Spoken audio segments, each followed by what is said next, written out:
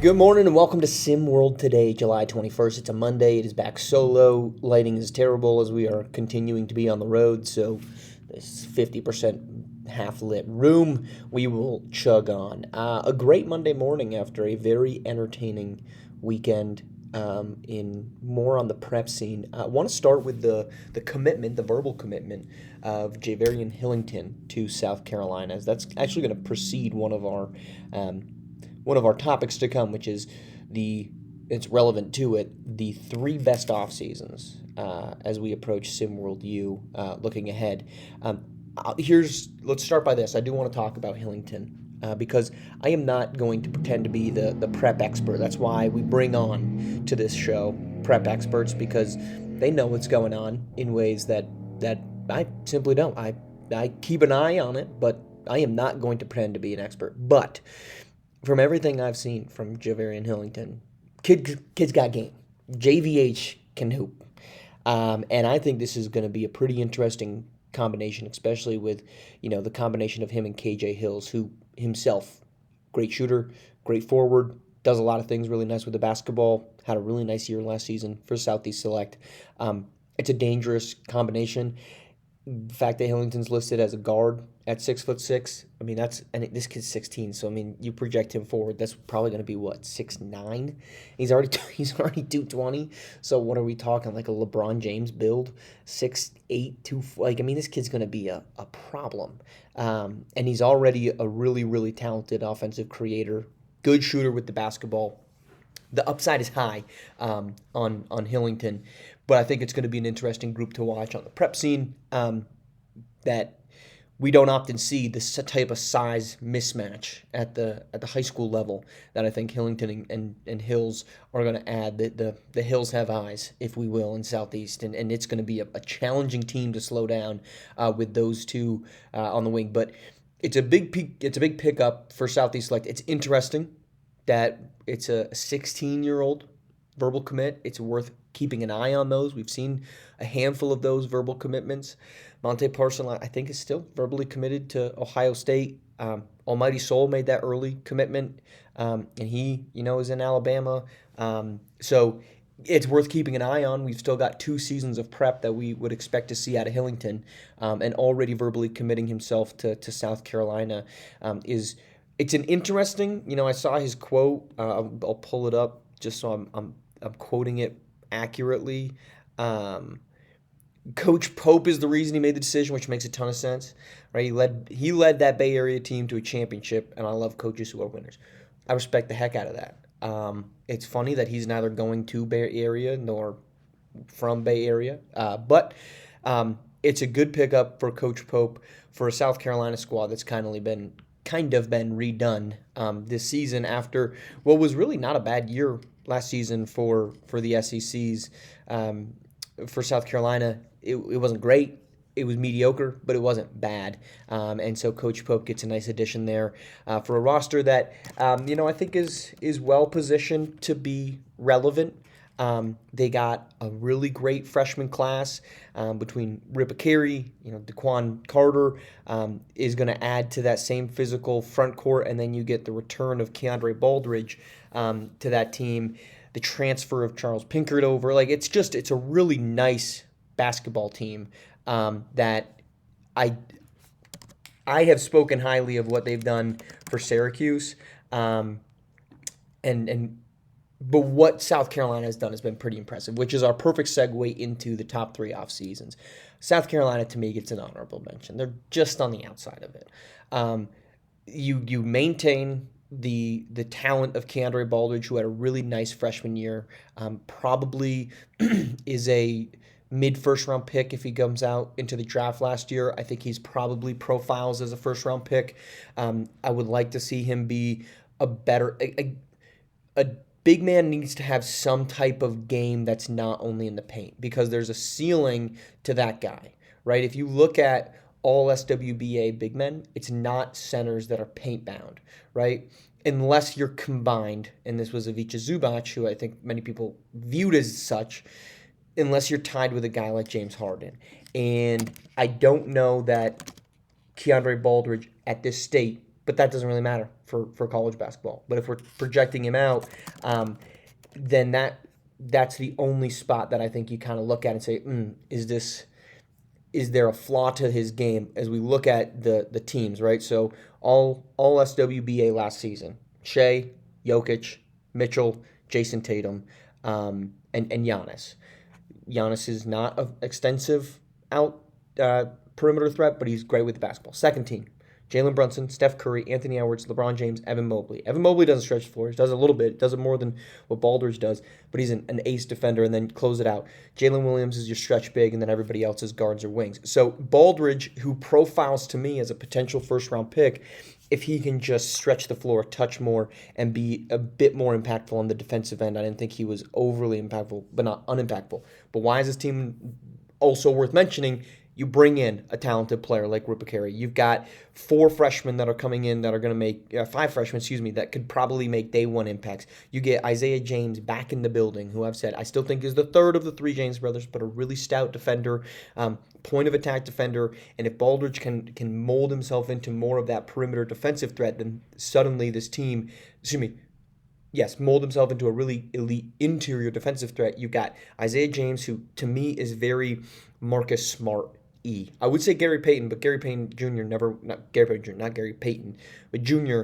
never won, not Gary Payton Jr., GP2, never was a defensive player of the year like Marcus Smart. I think the upside for Isaiah James is defensive player of the year, but he's returning. So what did they do to have a great offseason was add really good freshmen to a basketball team that was good but not great a season ago. You also get stability. Coach Dre Pope coming in does provide a deep background of winning basketball games at the prep level. Now, does that transition perfectly? This season we're going to get a lot of stress tests on that, but he has a track record of being able to develop talent and bring talent in. Brings over Jamie Ramos from his time with the Bay Area Breakers.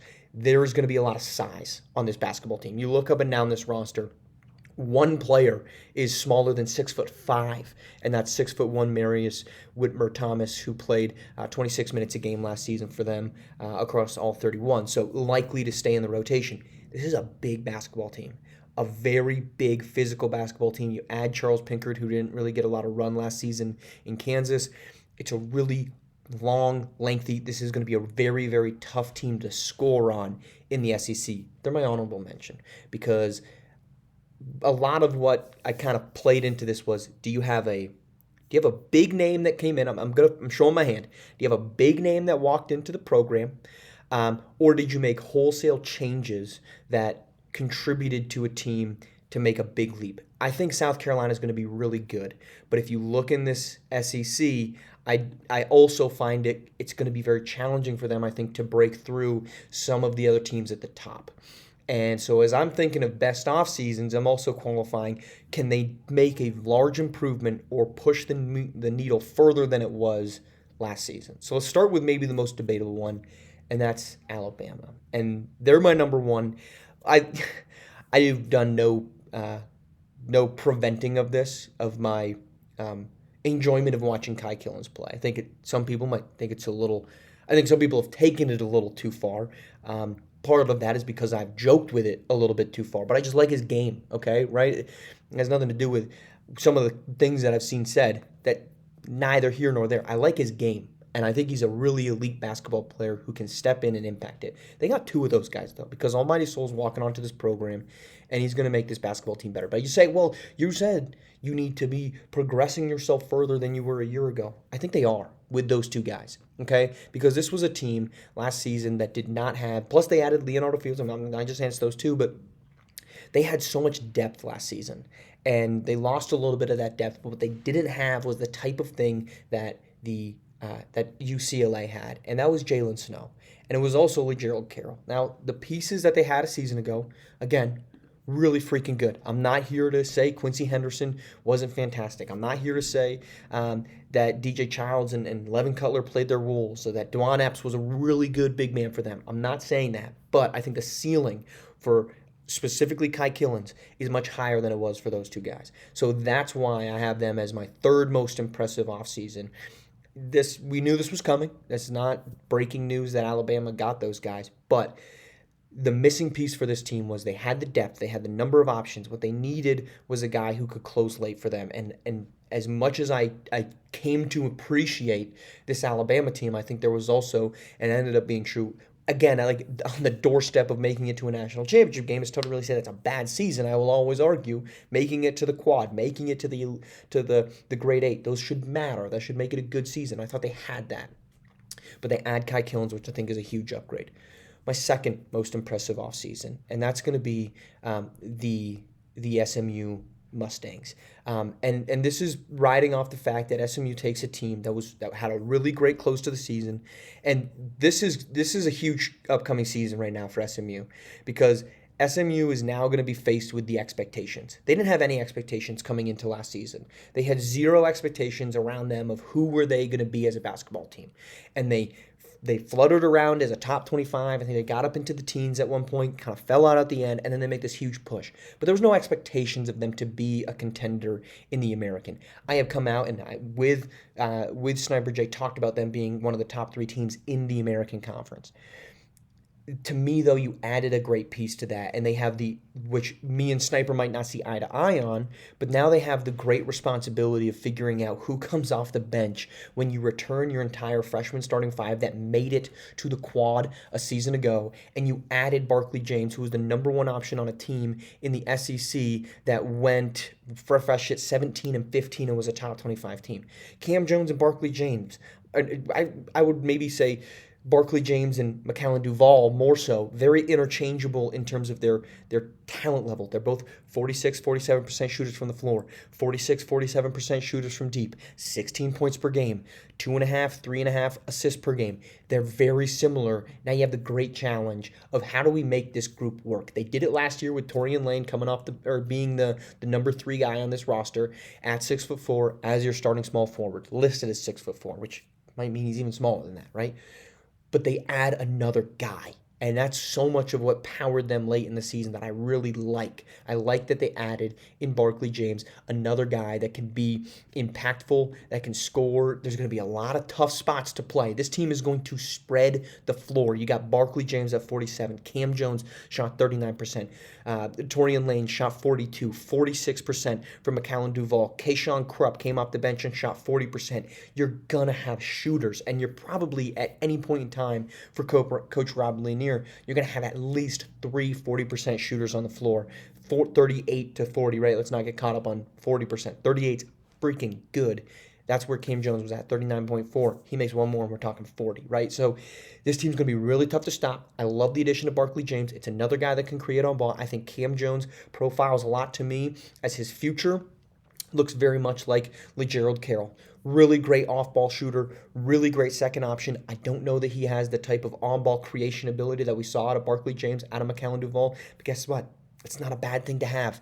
Klay Thompson is going to the Hall of Fame as the second best three-point shooter of his generation. You just had LeGerald Carroll as a first-round pick and a national champion. I think that's Cam Jones's his ceiling, which is a very, very high ceiling, especially in a league that values shooting.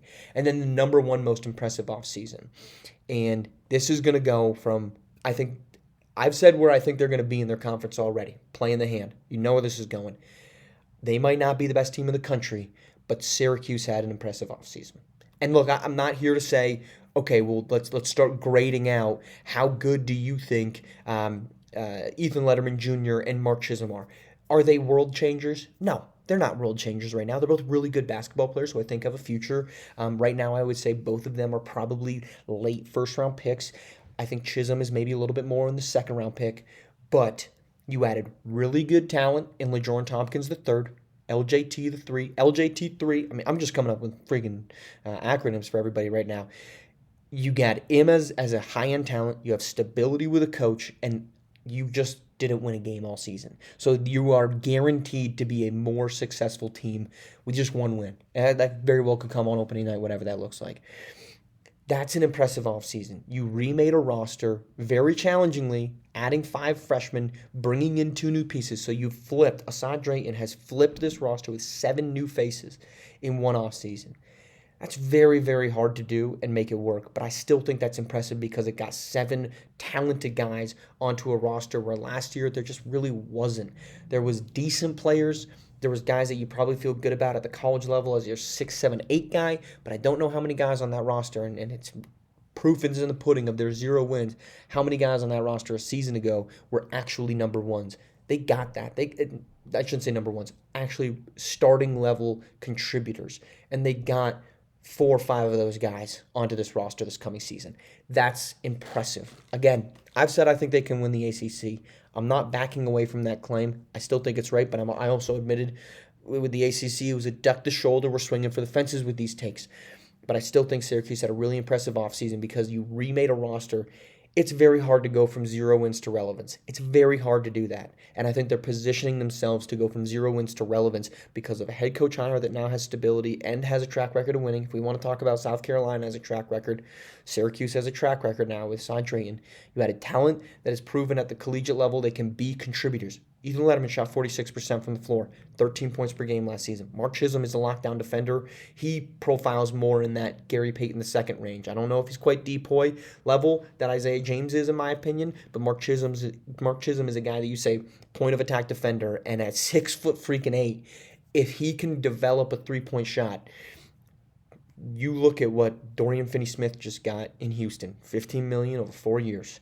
It's not an insignificant amount of money. If Chisholm can figure out a 3-point shot, Jaden McDaniels got big money. He's a 3 and D, and he's not even a good 3 part of that, but he's a D wing.